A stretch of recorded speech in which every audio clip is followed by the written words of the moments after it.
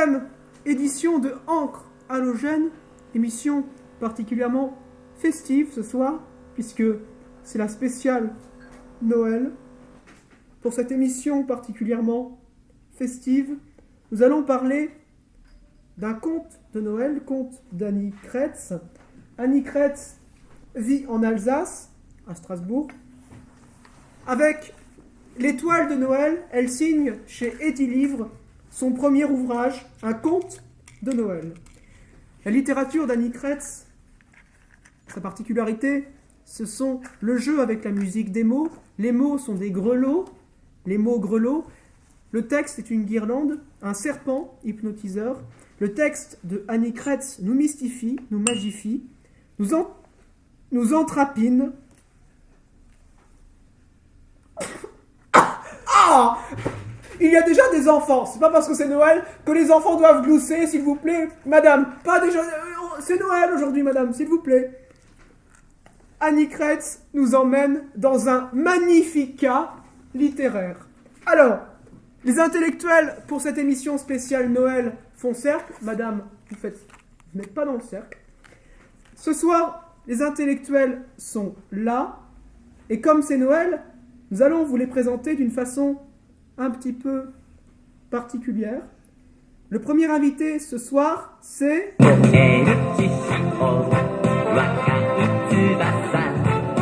Adalgons Renard, Adalgons Renard. Vous êtes de retour, Adalgons Bonsoir. Renard. Bonsoir. Vous êtes Je suis de retour. de retour des marchés du Wirschenstein. Où j'ai vendu 4 livres. Je suis très heureux. Mon Noël est C'était une fait. belle performance. Mon Noël est fait, moi. Voilà. Alors, vous êtes actuellement dans la préparation de votre nouveau livre. C'est sur Kant. Vous ne changez pas de sujet. Hein. Alors, le titre, c'est Kant, premier mot, c'est ça? Exactement, oui, parce que je me suis rendu compte en fait que mon livre sur la sexualité des parents de Kant était en fait une espèce de une théorie un peu tirée par les feux, et je pense que donc je reviens au langage basique, les premiers mots. Après le capillaire, l'euro. Exactement. Sans mauvais jeu de mots. Voilà. Alors, notre deuxième invité... Très bien. Oui, je m'exerce à quelques jeux de mots pour cette émission festive. C'est festif, hein, c'est festif. Voilà. Alors, notre deuxième invité, il s'agit de... Jingle bell, jingle bell. Alain Dufaré. Bonjour. Alain Dufaré, bonsoir. Vous avez fait un tabac avec votre livre, Le Gant. Ganté. Et vous préparez actuellement votre second tome, Le Mouflé. Et je dirais même mouflon. Mouflon, le moufle mouflé. Voilà. Alors, il est de retour, et je crois que ça va faire un grand plaisir à tout le monde. Il s'agit de... Pascal Parpin. Alors, Pascal Parpin, bonsoir. Bonsoir. Vous êtes en train d'écrire, je pense, sans souci de narcissisme, comme je vous connais, votre autobiographie qui s'appelle Papin Sapin, c'est pour ça que nous avons invité ce soir, Papin Sapin, histoire d'un bûcheron de la langue. C'est ça. Oui, parce c'est que ça. on sait que vous avez été maçon, mais peu de gens savent que vous avez été surtout bûcheron. Oui. Et franc-maçon aussi, il faut le souligner, oui. C'est tout à fait secret, ça, Oui, c'est secret. on n'en parle pas trop. Voilà. D'ailleurs, Alors, on ne connaît pas votre nom. voilà. Alors, les intellectuels sont là. Alors, effectivement, il y en a qui vont dire Michel-Marie Machin n'est pas là ce soir. Eh bien non, il n'est pas là. Je ne sais pas où il est d'ailleurs, mais en tout cas, peut-être qu'il se cache. Mais Michel-Marie Machin, au moment de Noël, il fabrique des échasses, vous savez, donc il est très occupé avec les bergers dans les plaines. Voilà. Alors, je propose tout de suite, je suis un peu émoustillé par cette émission festive que nous allons commencer. Alors, merci monsieur pour le chocolat que vous venez de me tendre, avec plaisir. Je vais le manger. Mais avant de le manger, parce que je ne vais pas parler la bouche pleine, si je peux me permettre. C'est une évidence. Alors, nous allons passer, vous pouvez retourner vos papiers, messieurs, libérer le texte à vos yeux. Je vais lire, vous allez voir l'incipit qui va nous plonger dans ce début tout à fait euphorique, dans cette magie de Noël.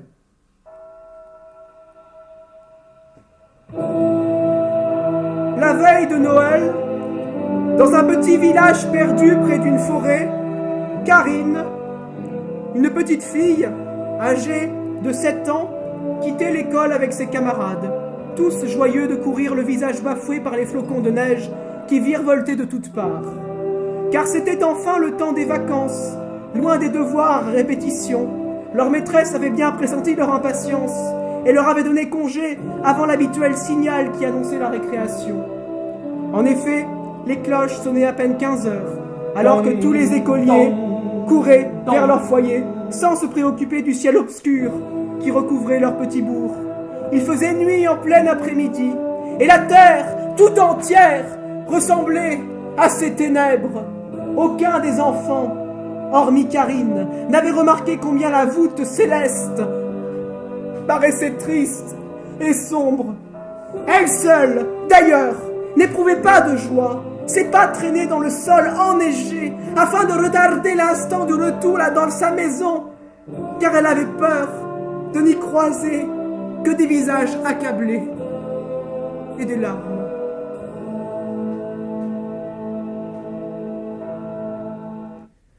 Là, on est dans la joie de Noël. Ouais. En plein dans la joie de Noël, ça fait C'est un plaisir. texte joyeux que j'ai choisi, c'est pour ça que nous allons faire le merveilleux. Alors, j'espère que vous avez été sensible, me À semble-t-il, la voûte aux céleste. grelots. Est-ce que vous avez entendu des grelots, monsieur Parpin? Oui. Mais au loin, très, très au loin. Très loin, mais quand même présent. Mm. C'est ça qui est le paradoxe. Je crois que monsieur Adalgonce Renard est en pleine réflexion. Je crois qu'il a reconnu dans ce texte, il retombe en enfance, il a croqué la Merci Madeleine. pour ce bonbon que vous me tenez. Merci, monsieur. Il a croqué la Madeleine Proustienne à Adalgonce Renard en lisant ce texte. N'est-ce pas, monsieur? Merci. Monsieur Dufaré, Excusez-moi, oui. J'étais. vous savez, étiez en enfance, là, monsieur. Quand on tombe dans un texte comme ça, on tombe dedans. Hein. C'est pas pour remonter. Hein. Je veux dire, moi là, je suis. Laissez-moi croquer ma Madeleine, hein, si je peux me permettre, évidemment. Vous voyez pas les larmes qui coulent sur mon visage, non? Comme ces enfants qu'elle décrit si bien. Alors, Larme de plaisir. Larmes de Oui. plaisir. je crois que, monsieur Dufaré, vous avez été particulièrement sensible au personnage de Karine. Mm. Je ne sais pas pourquoi. Parce que Parce que en Irak, à l'envers, Karine. Karine, à l'envers, ça donne en Irak. Et donc, là, on est dans un Noël oriental, en réalité.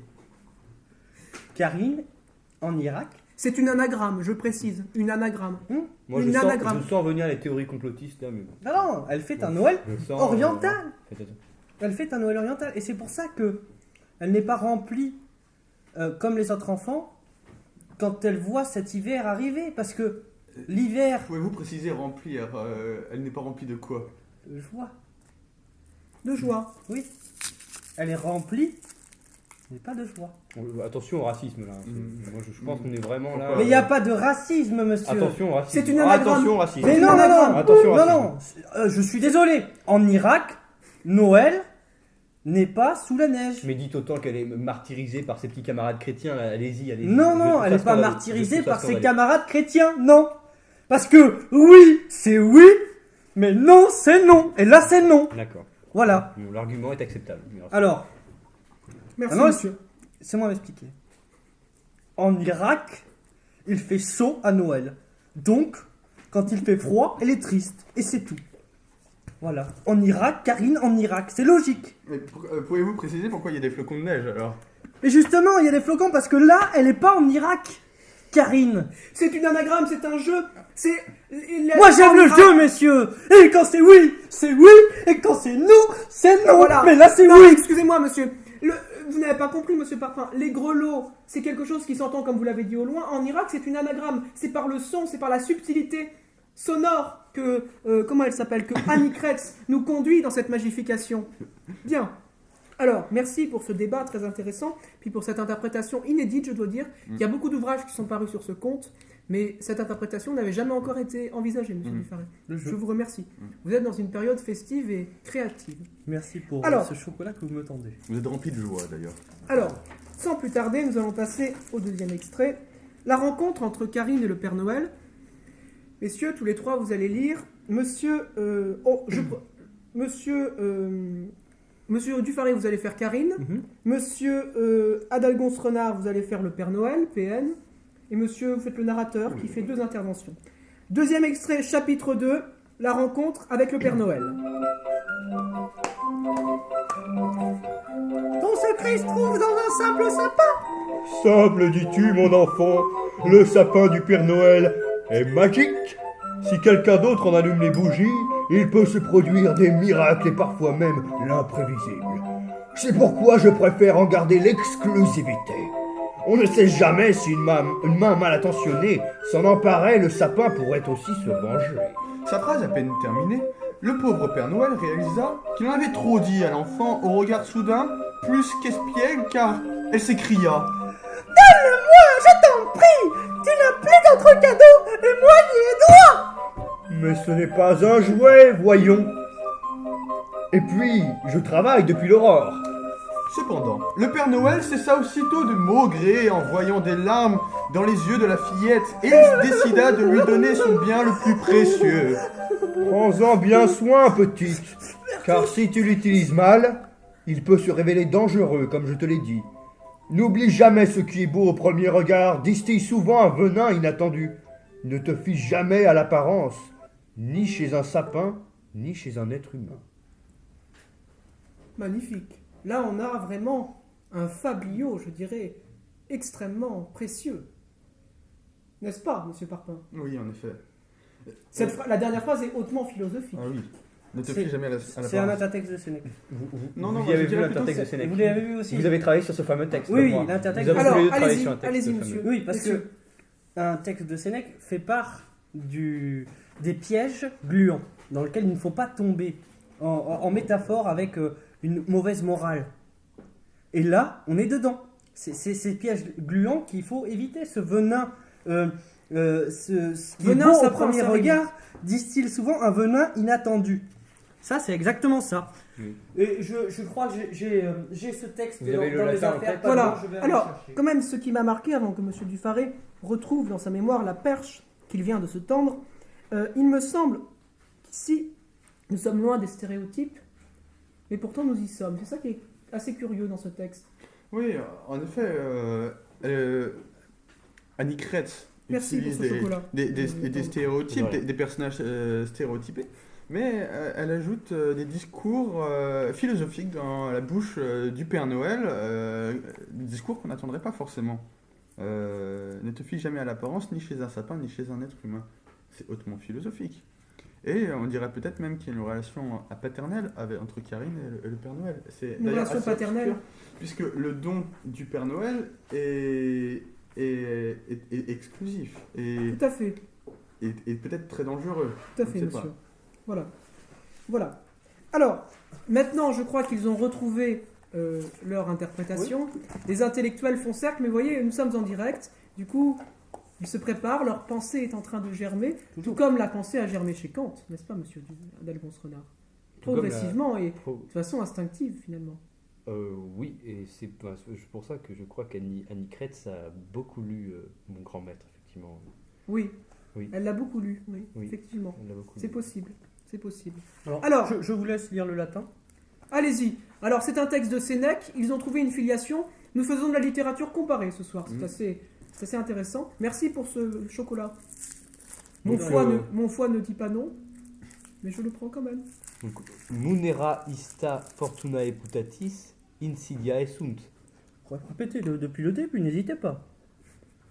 Je pense que non, c'est justement ce passage qui est Ouais, intéressant. parce que là, il est chose belle, et par la Vous voyez, suite, là vous avez la allez-y, pensée, allez-y. la pensée. Est-ce qu'il y a besoin de la pensée traduire? émergente, Est-ce la qu'il y a des création gens qui de la comprennent pensée. Non. pas le latin? Non, non, Pas c'est besoin de bon. répéter. Non, bah, Donc je dirais de la même façon, quis vestrum tutam agere vitam volet, avec quantum plurimum potestista vicata beneficia de vitet in quibus hoc quoque Voilà. miserimi C'est fallimus. trivial, ça, Donc, vous n'avez même pas besoin voilà. de rajouter Alors, ça. Je non, pense mais qu'il y a pas besoin j'aimerais de quand commenter même le texte. pour les, il faut s'ouvrir au monde. Et je pense que pour nos téléspectateurs qui ne nous regardent pas à Aux la télé, auditeurs. voilà. Mais c'était un jeu. Alors, il faudrait peut-être donner une petite version traduite. Donc, quiconque d'entre vous souhaitera mener une vie paisible évitera le plus qu'il peut les bienfaits gluants en lesquels nous aussi, à notre grand malheur, nous sommes trompés. Voilà. C'est exactement la même chose. Tout à fait.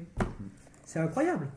C'est incroyable. Cet intertexte dans un conte de Noël de Sénèque, un conte pour les enfants. Donc là, il y a Donc, en vraiment fait- une volonté, pas de nuire, bien sûr, mais une volonté d'élever. Et Au d'une sens volonté, fort du terme. Le texte a une valeur didactique Oui, bien sûr. très puissante. C'est ce qui fait que Annie Kretz joue des stéréotypes, mais dans une volonté de conquérir.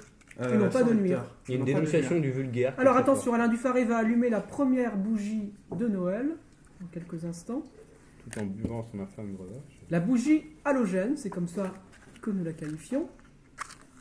Voilà, très bien, première bougie. Alors, mesdames et messieurs, c'était le deuxième extrait. Maintenant, passons à la suite. Noël d'encre halogène, c'est le Noël d'encre halogène.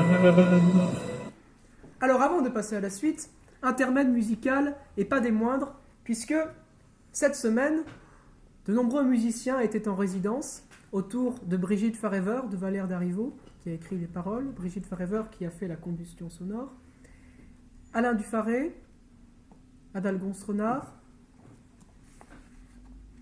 Monsieur Pascal Parpin y était, Et mais vous-même. également moi-même, je n'aimerais me nommer, mais je m'appelle Jacques-Emmanuel Mirliza.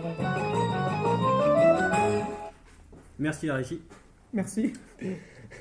Également Jean-Baptiste Pommier qui a participé également. Ce titre s'appelle Traîneau halogène et nous vous proposons avec beaucoup de fierté, je dois le dire, notre première production sonore. Enfin, ce n'est pas la première, mais c'est le Première qui morceau- sera commercialisée. Voilà, le premier morceau qui sera commercialisé, que nous vous faisons écouter dès maintenant.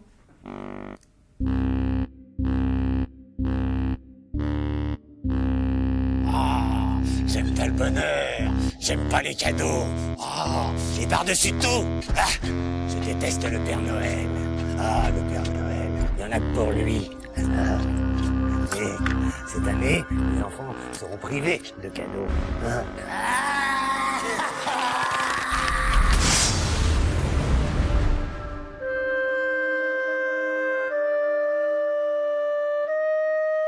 Prendre.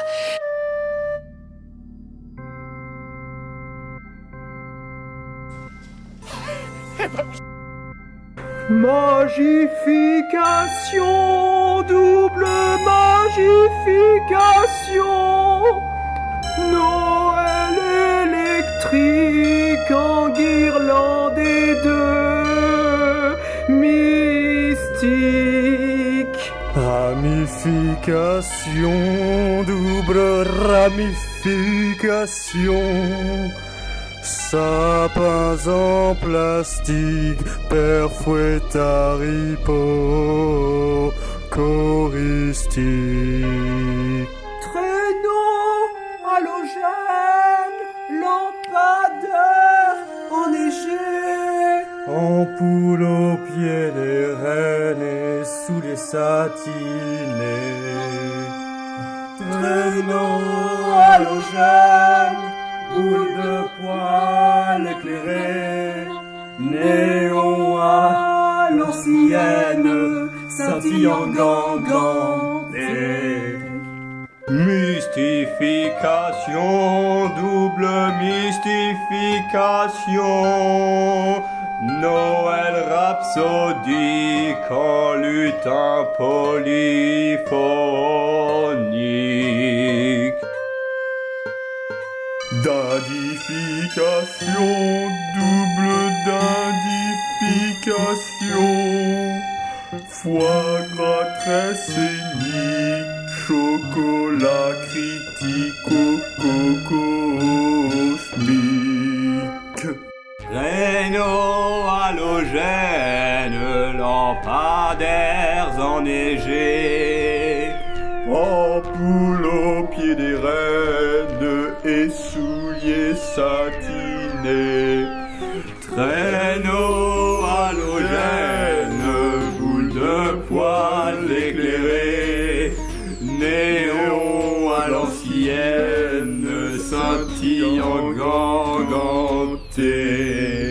Mystification, démystification, rupture élastique, tomber la barbe en plastique.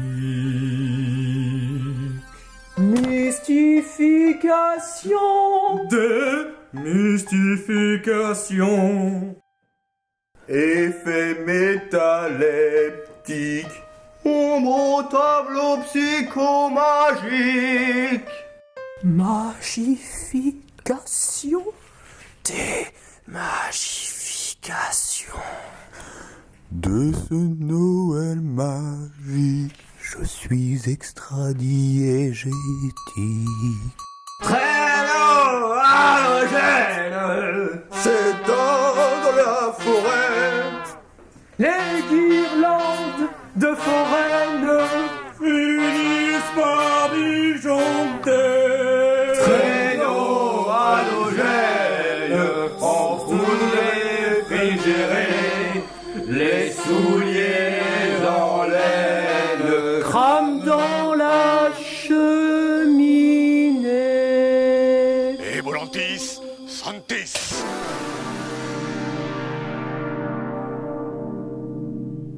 Ah, je dois dire que c'est une certaine fierté quand j'écoute ce titre, beaucoup d'émotions, n'est-ce pas, messieurs? Je pense que oui, on aurait tous mérité notre carrière à l'Opéra de Paris, mais malheureusement, la voix Voilà. Mais la voix des livres, je la trouve plus- votre voix merveilleuse. Merci, la vôtre aussi, monsieur. Voilà. Merci, monsieur. Pardon. Ah, des pleurs sur le plateau, c'est assez émouvant. C'est unique ce moment-là. C'est unique ce moment. Alors, troisième extrait, messieurs. Troisième extrait. Voilà, voilà. Alors, Très bien. nous allons faire comme ça. Je vais... qui veut lire le... Moi, Mais attends, je voudrais... attendez. Quel Oui. est le comble pour un menuisier? Je ne sais pas, monsieur. De ne pas savoir faire la planche.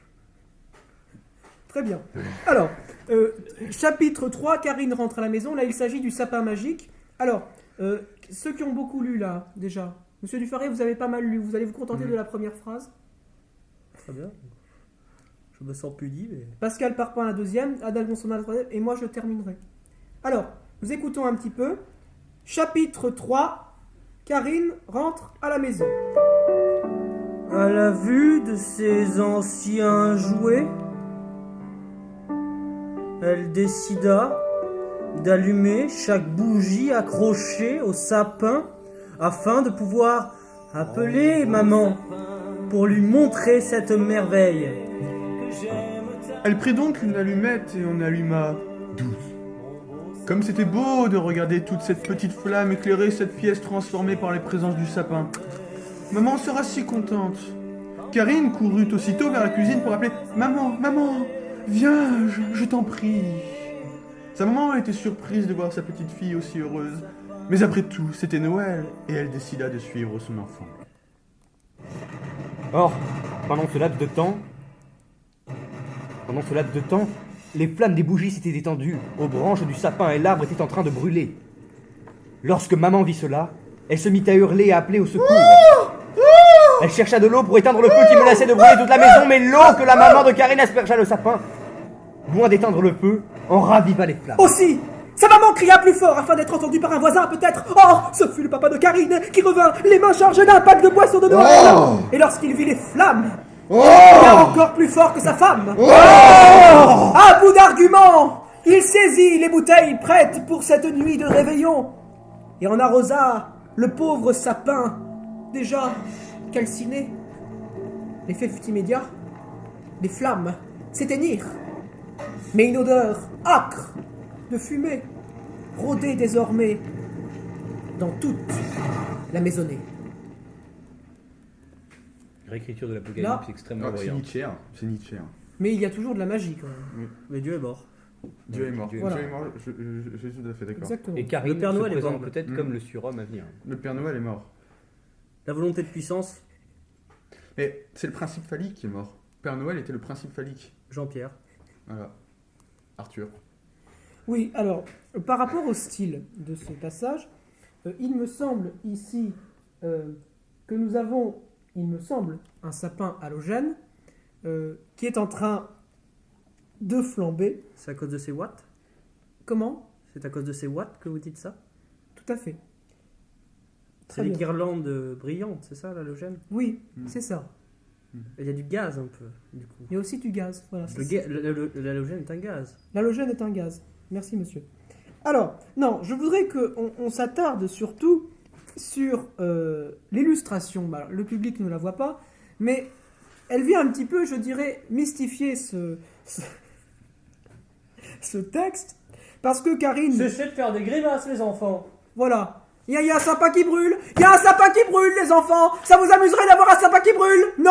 Bon, alors on se tait. Voilà. Si vous voulez pas que moi les sapins qui brûlent et quel est le panier qui chauffe, on arrête, les enfants, s'il vous plaît. Et si notre ami Marie-Michel Machin était là, il dirait les enfants, il faut les laisser. De toute façon, il faut les laisser devant la maison avec une laisse. Voilà. Surtout à Noël. Voilà, monsieur. Oui. Ne parlez pas trop fort, il se cache peut-être parmi nous. C'est vrai que c'est dommage que le public ne puisse pas voir l'image. Oui. Car je crois que en plus d'être une grande Mais écrivaine, nous pouvons tenter de la décrire. Chacun décrit un élément. Voilà. Et nous y arriverons.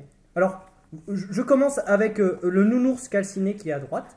Et nous irons de gauche à droite. Donc, à droite, vous avez un petit nounours avec un petit ventre qui est blanc. Et vous avez de la calcination. Il a les yeux écarquillés. Et de la fumée sort de ses pattes. Il a la gueule un peu brûlée. Parce que, voilà. excusez-moi, mais on peut dire une littérature totale. Voilà. Parce C'est pour ça qu'il faut y a décrire. à la fois l'image et à la fois le Voilà. texte. Alors maintenant, je vous laisse décrire le sapin, Voilà. la fille et le... Alors, le sapin La radio. est assez particulier parce que il y a un vase qui ressemble, je dirais, à une bonbonne. Hein. On n'a jamais vu un tel sapin dans un tel vase. C'est très étrange. mais un sapin dans un vase, déjà, Moi- c'est... Moi, je tiendrais à préciser qu'il y a une flaque en dessous le vase. On ne comprend pas pourquoi il y a une flaque en dessous le vase. Oui, il y a eu de l'eau qui a été jetée dessus. Mais tout de même... Voilà. Mais vous avez remarqué... Et la petite fille a fait pipi. Bah, on dirait, on se demande, hein, Parce que- vraiment. hein. Mais il y a un jeu là entre Il y a- ce Il pipi y a une et flaque, l'ombre. il y a une flaque en dessous, on ne en sait dessous pas de quoi. la petite fille Même- aussi. et quoi. il faut préciser que la petite fille qui est à côté du sapin calciné, Elle a des bottes. elle a des bottes et elle est dans une position un peu étrange. On dirait qu'elle est aux toilettes. Il faut le Oui. préciser. Il faut le préciser tout de Et suite. à gauche de la petite fille, il y a une espèce de petite radio qui est posée là. Non, c'est des allumettes. Alors, autant pour moi. Pas Oui. votre sensation, monsieur. Oui. Mais donc cette scène est tout à fait étonnante d'une petite fille qui urinerait dessus. À côté, il faut aussi Mais toujours dans la joie. Oui, c'est dans la joie, mais il y a une contrariété là. Il y a peut-être une peur. Alors, Et- excusez-moi, mais Attendez, moi j'aimerais préciser que on peut utiliser Freud Alors, dans cet ensemble-là. Cette petite fille est jeune et se réapproprie le plaisir rectal.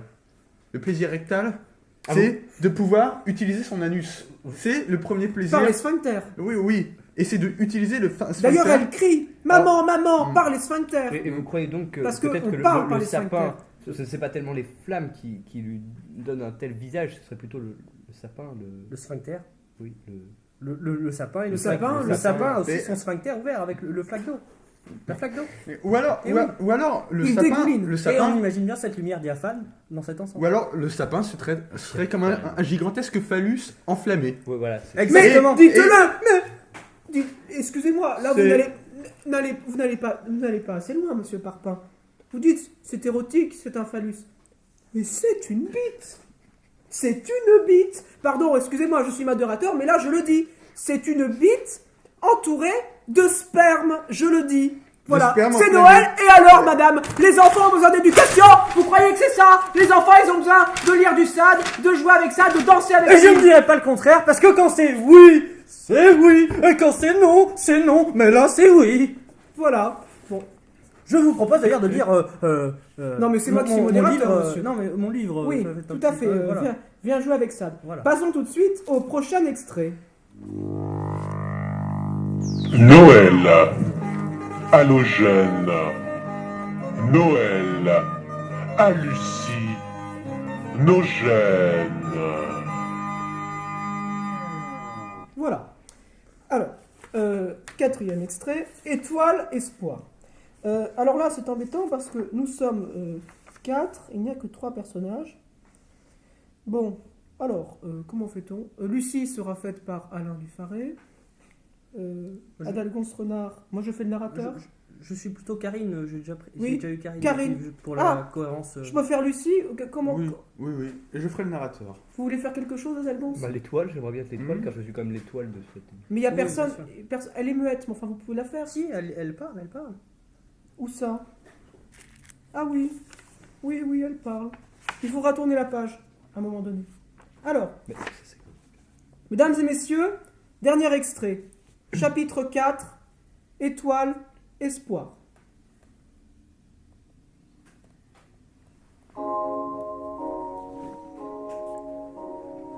Mais l'étoile,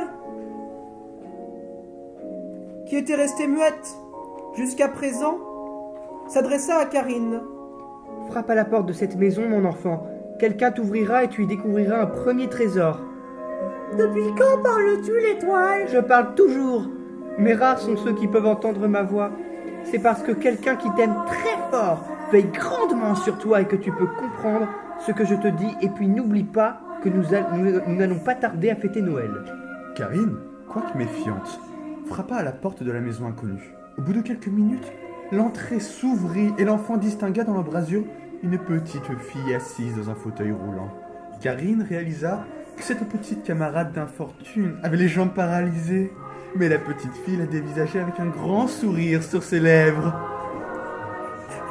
Comme je suis contente que tu sois là!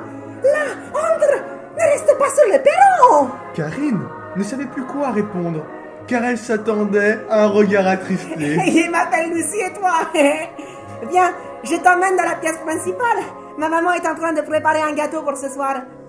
Oh, et ton papa, qu'est-ce qu'il fait? Dit Karine à bout d'arguments. Il n'est plus de ce monde.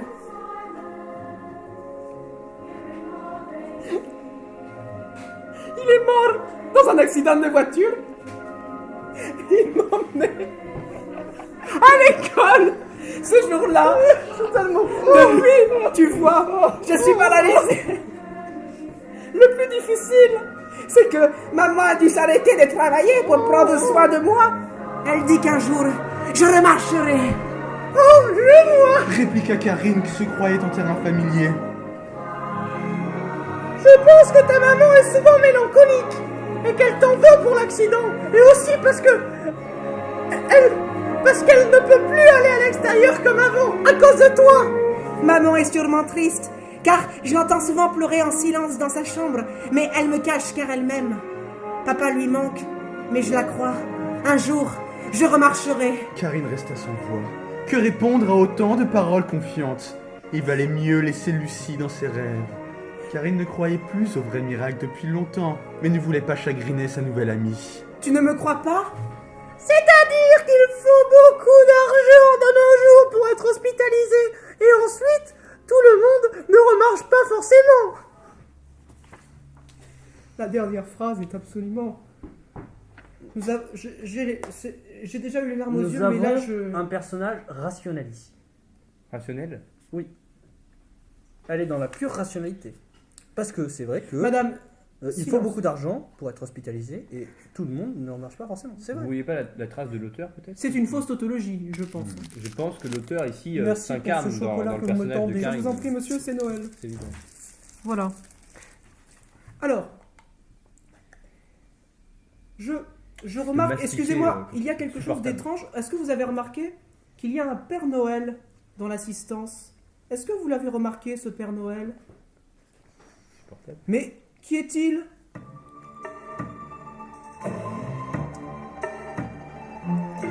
Mais qui se cache sous la barbe du Père Noël? Je la marie, ma Ouais, je vous avais caché ma présence ici.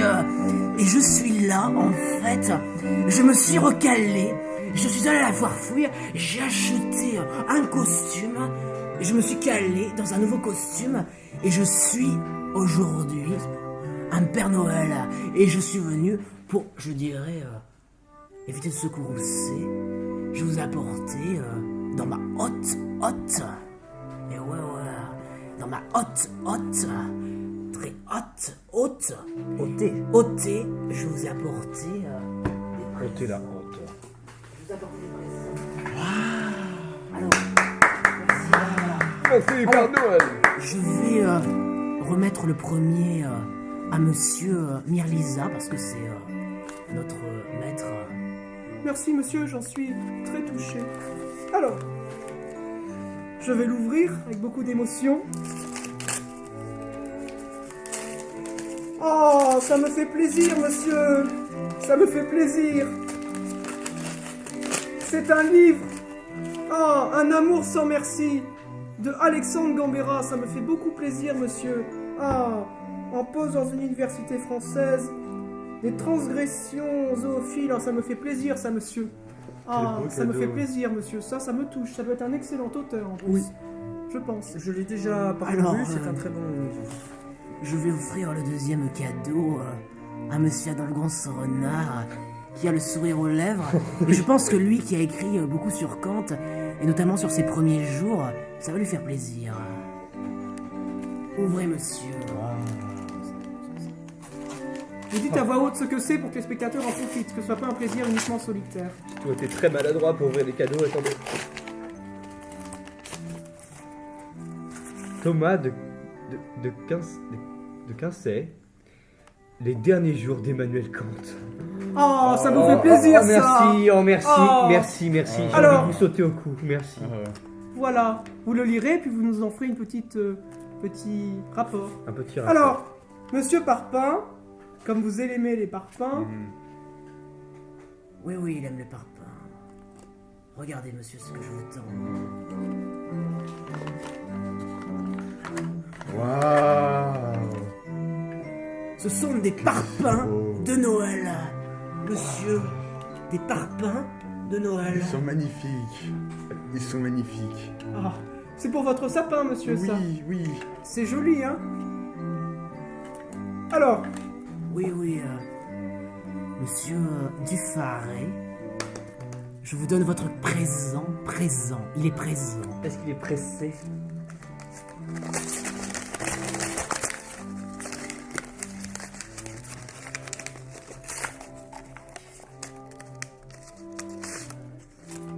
qu'est-ce, monsieur? Une vraie merveille. Édition Enfance, Éducation, Enseignement de Jean et Simone Sauvy. Le titre est L'enfant à la découverte de l'espace. Le sous-titre. Et le sous-titre est De la marelle au labyrinthe, initiation à la topologie intuitive. Voilà, Ça va m'être très utile pour mon Voilà. édition. Merci beaucoup, monsieur. voilà. Je peux en lire un petit passage au hasard comme ça pour- Allez-y, monsieur. Alors, Faisons-nous C'est plaisir. Noël. c'est Noël. Alors, on va essayer de trouver un passage sympathique. Sympathique. Alors, prospection du domaine topologique, ligne et surface. Continue, discontinue. Imagerie. Partons de quelque chose de très simple, par exemple un bout de ficelle ou de fil, de quelques centimètres de long que nous disposons à plat sur une table.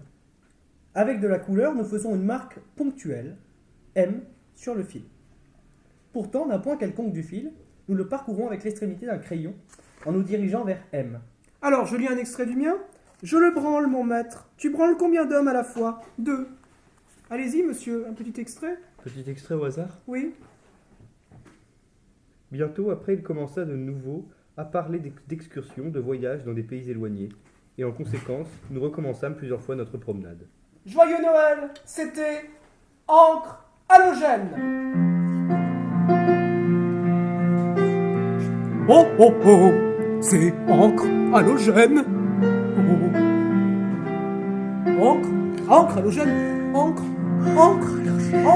Encre halogène.